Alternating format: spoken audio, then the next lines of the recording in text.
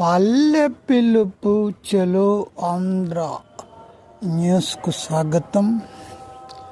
ఈరోజు ప్రధానాంశాలు.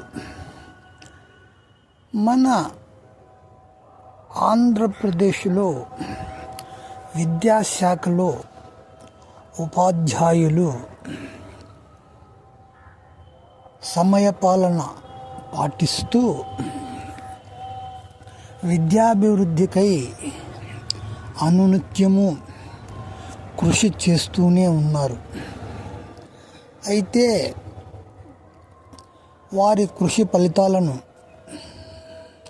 అభినందించాల్సింది పోయి వారికి బయోమెట్రిక్ పెట్టి ఈ యొక్క అధికారులు వేధిస్తున్నట్లుగా తెలుస్తోంది.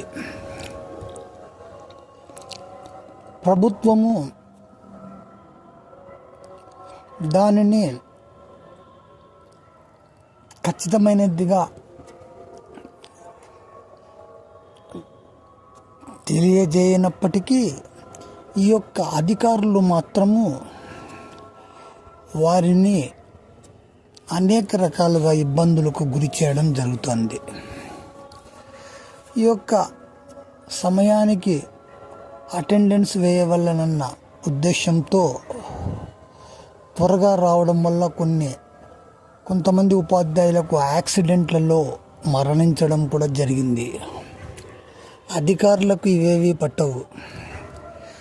ఈ అధికారుల విధానాల వల్ల ప్రభుత్వాలకు చెడ్డ పేరు వచ్చే విధంగా నేడు వ్యవస్థ తయారైంది.